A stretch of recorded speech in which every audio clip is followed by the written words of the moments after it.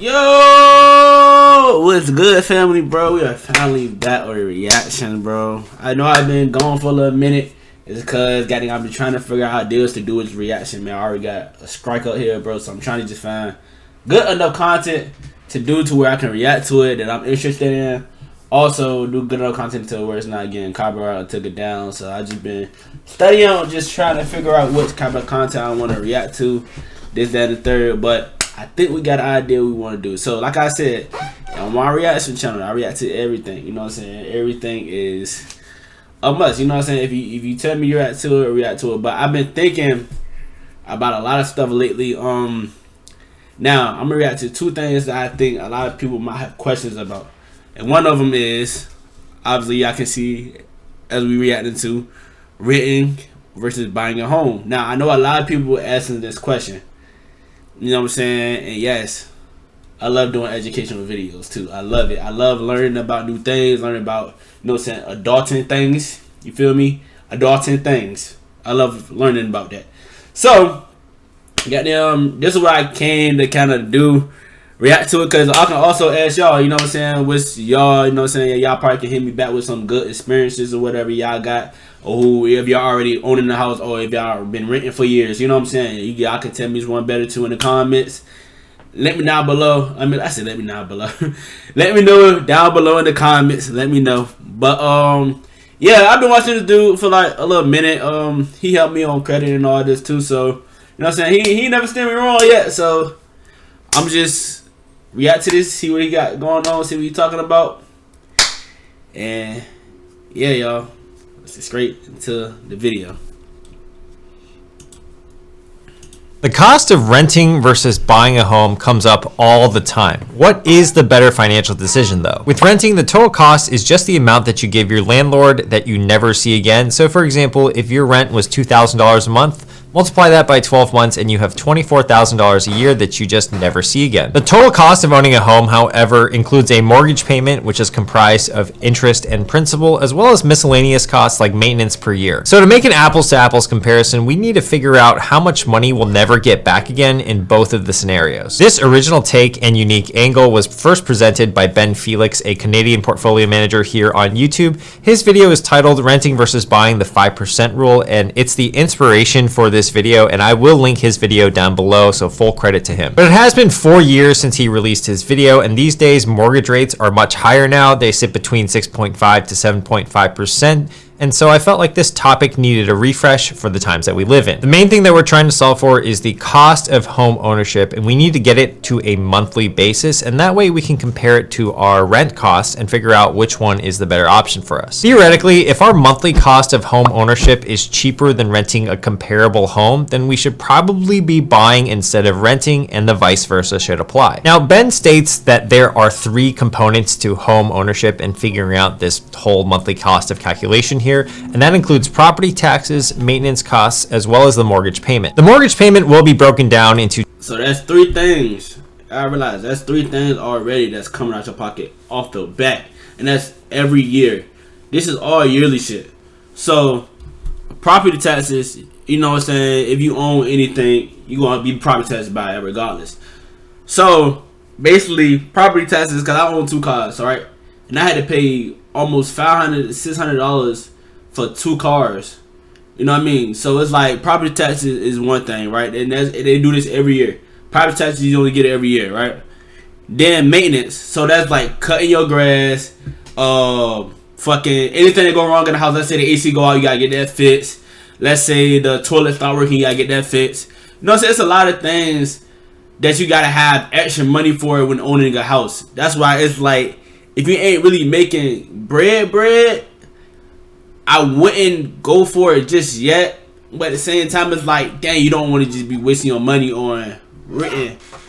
You know what I mean? You know what I'm saying? But mortgage, a mortgage payment, that's just like basically like you paying rent, but you paying on your own house to try to basically buy off the house. Pretty much what you're doing.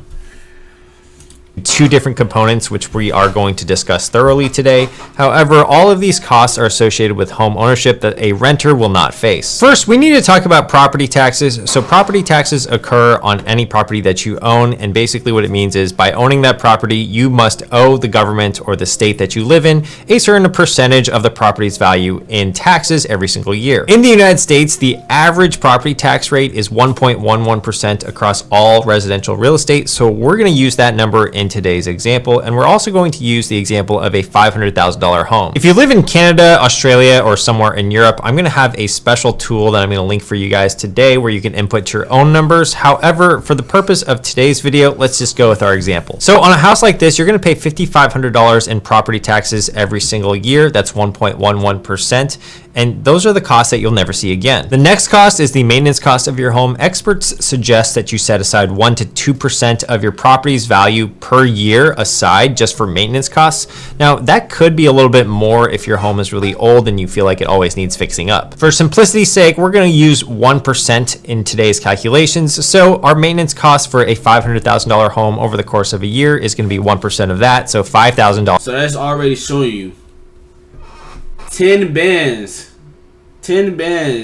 off of just maintenance costs and property tax.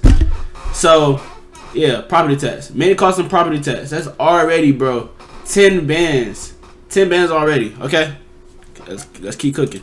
Per year. All right, so up until this point, we figured out the property taxes and the maintenance costs that we'll never get back for owning a home, and that amounts to about 2 to 2.11% per year of the property's value. All right, so next up, we actually need to figure out the cost of the mortgage payment. Now, Ben actually calls this the cost of capital, and so that actually just means what our money is actually costing us by putting it into this home. Assuming a 20% down payment, that means you're going to finance or take out a loan on the remaining 80% of the home's value. Using simple numbers again, if our home value is $500,000, that means we are going to put a 20% down payment of $100,000 on the home and then finance the remainder, the $400,000, probably over the course of 30 years. That's the most common type of mortgage. So there are two moving parts here. There's first the cost of the down payment as well as what the loan is costing us. That's the cost of debt. A common thing that you'll hear people say is that there's an opportunity cost to your money. So basically, when you put the $100,000 on a down payment, then that means you're not putting that $100,000 into the stock market to help you make more money. That's actually a pretty valid concern, and first we need to figure out what the opportunity cost of your down payment is, and this is the first part of the cost of capital equation. So according to the data, the S&P 500 has returned for the past 30 years a 7.19% average per year adjusted for inflation. Residential real estate, or the median home prices in the United States over the past 30 years, they've actually appreciated 1.97% after accounting for inflation. So I purposely used median home prices in this situation because if I had included commercial or rental properties, that would have skewed the real estate returns way higher.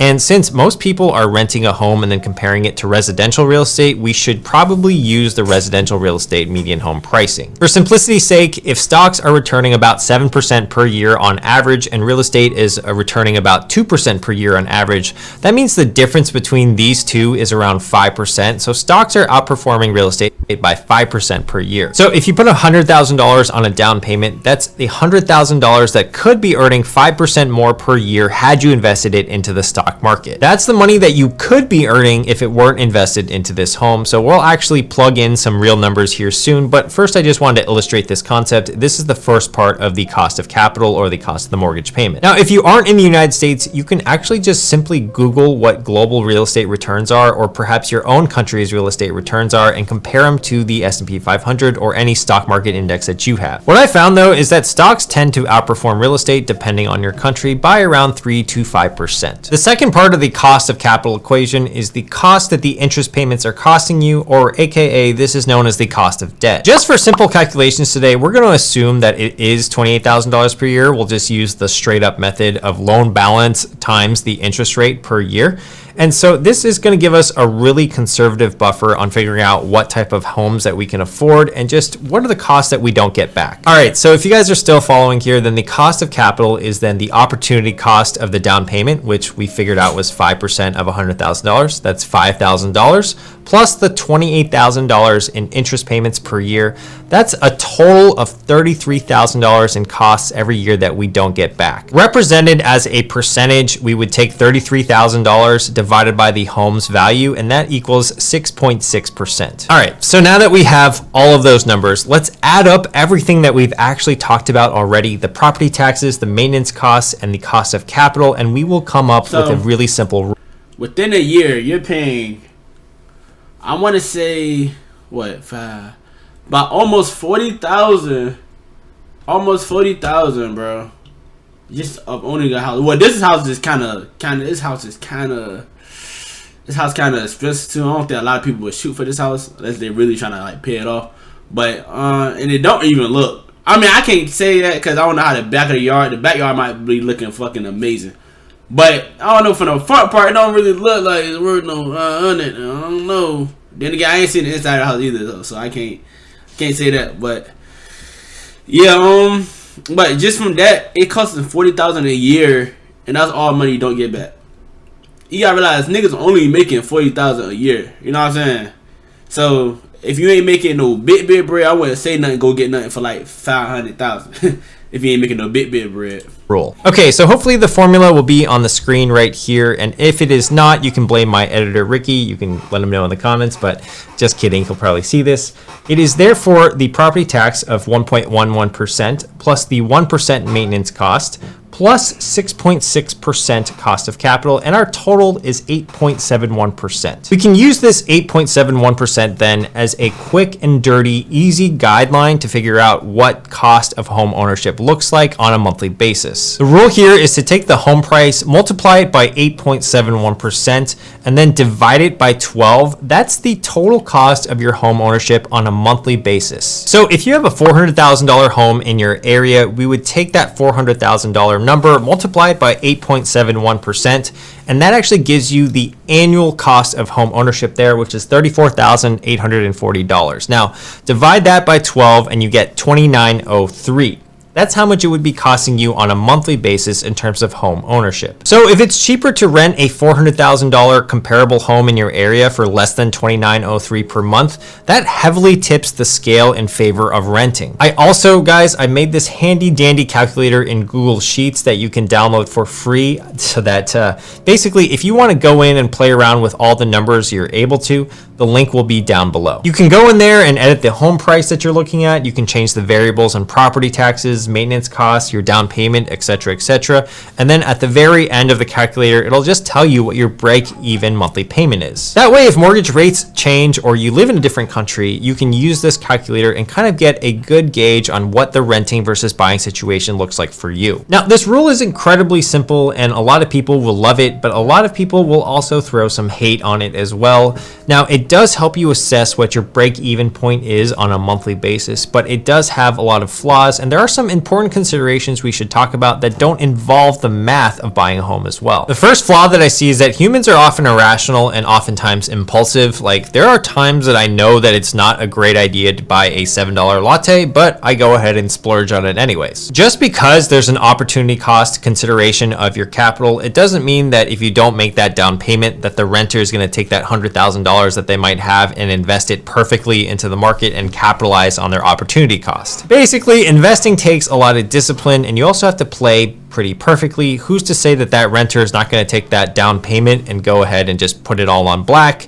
Maybe go make it 21 red. I don't even know what I'm talking about at this point, but you get the idea. Humans are irrational and not always perfect. So there is that. And then also, I view a mortgage payment as almost a forced savings method because you are accruing equity while you pay your mortgage payment. That's going to be a really good thing for a lot of Americans out there who are not very good at saving in general. So on that topic of building equity, today we talked about the cost of interest as simply being the mortgage rate times your loan amount. In actuality, mortgages don't work like that. Mortgages are on what's called an amortization schedule. That means at the beginning of the mortgage, you're actually paying less in equity and more of the interest up front. But as 30 years progresses of that mortgage term, what actually happens is that you start to pay less in interest and more in equity as the mortgage goes on. So basically, it's at this point I've kind of realized that your cost of equity and your cost of debt are always changing because of the variation of the amortization schedule. If you pair that with the fact that, hey, there's also 15-year mortgages out there, there's different different types of variable rate mortgages out there,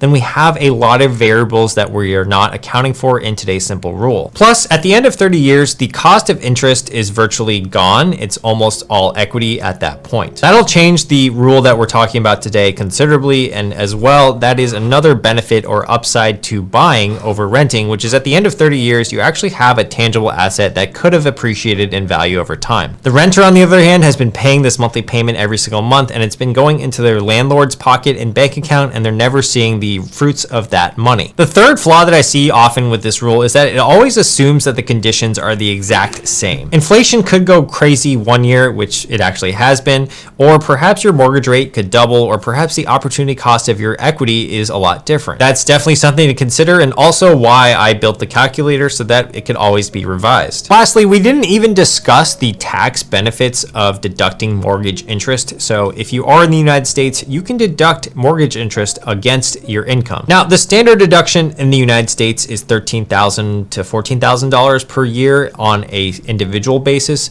So that means if you don't have more than that in terms of mortgage interest to write off, then it's not really worth it. However, if you do have more than $14,000, let's say, in mortgage interest that you can deduct, then it actually lowers your overall cost of home ownership on a monthly basis. You'd actually have to run these numbers on your own because there's so many variables that come with mortgage interest, as well as the deduction, including your tax bracket, your mortgage amount, and as well as your interest rate. There are also some pros to owning a home that do not involve math calculations at all. The first is that you have predictable fixed payments, especially with a fixed mortgage. Since your payment never actually changes too much, what you can actually do is budget for your mortgage payment accurately, whereas if you are renting, your landlords could jack up the price at any given moment. Another pro is that you have way more control when you own your own home. So basically, if you make modifications or updates to your property, you don't have to run it by a landlord. You also have added security because the landlord isn't going to just evict you or kick you out because they sold their property to another owner. The other nice thing about owning a mortgage is that inflation actually helps you out. Now, I know that this sounds a little bit counterintuitive, but basically what it means is that you owe less dollars in terms of value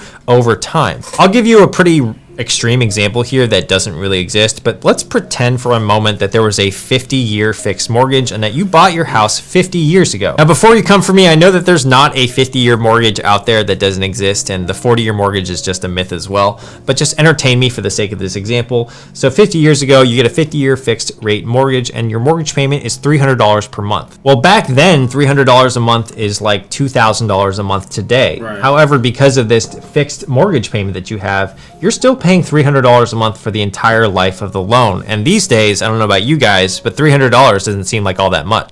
That actually happens with a normal 30-year mortgage, just on a smaller, lesser scale. And the last and biggest pro of owning a home is that you could see a ton of capital appreciation when it comes to your home value. Take a look at this example from one of the homes in my area that sold earlier this year. It sold for $599,000 back in 1995. And recently just sold in January for $3.23 million. So that clearly outperformed the median home price appreciation in the United States by a factor of at least three times more. Home ownership just isn't about the costs and the investments though. Obviously, sometimes it's just downright fulfilling to own your own home. There's also peace of mind knowing that you have a home to retire in and live the rest of your life in, especially while you have the capacity to do so right now versus later on in life. Now, I do want to point out there are some pros to renting, which I want to talk about, and the first is flexibility. You're not going to be tied down to a home in 30 years. So for some reason, if you live in a city right now and you want to leave next year or even next month, if you just want to break your lease early, you can do that. The next one is, well, you don't owe taxes or maintenance or any type of costs like that when you're renting.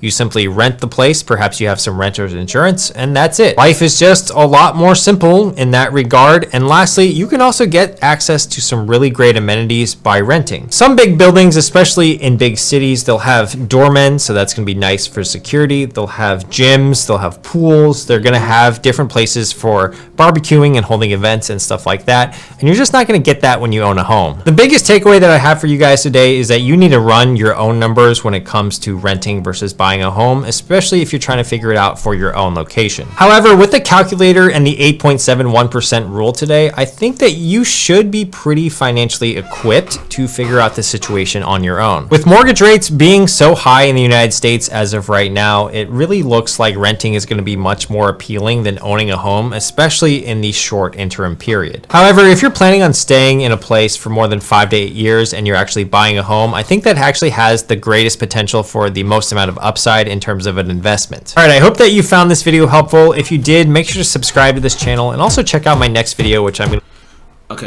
Okay, he made good points. But I say the only thing I feel like he missed up on was what's the only thing he missed up on? I say the only thing he probably had missed up on was the insurance, house insurance too. Cause you also gotta he didn't tag on house insurance that you also gotta pay too every year. So that is a mortgage, property tax, house insurance, and then you don't gotta pay that you pay that every month. Plus the what would you say? Mortgage, property tax, stuff that goes around your house like fixable stuff that you gotta do, and then house insurance. So that's 4 different bills you gotta pay. Not knowing how much they are, you know what I'm saying? This and third. That's what I'm saying. I feel like if you're just starting off, you're young, you're just starting off, and your money, like he said, it really goes off your number, bro. So, because if you're young, you're just starting off, it's going to be much harder to try to go straight into a house, even if you get first home buyer loan. First home buyer loan. My bad. I'm trying to think. My bad. But even if you do that, right, it would still be harder to buy a house. I would say first go with renting first, even though it seems like you just throwing money away. It's not really even throwing money away. Like he just said, with pros, you got way more flexibility. Let's say you don't want to live here the next 30 to 40 years. I mean 30 to not 30 years. I'm gonna say next year. Maybe I want to move next year. You know, so maybe it's too many steps. You know what I'm saying? I can move whenever I want to. You know what I'm saying? Let's say somebody got to cut the grass. I ain't got to worry about nobody cutting grass. I ain't got to worry about none of that.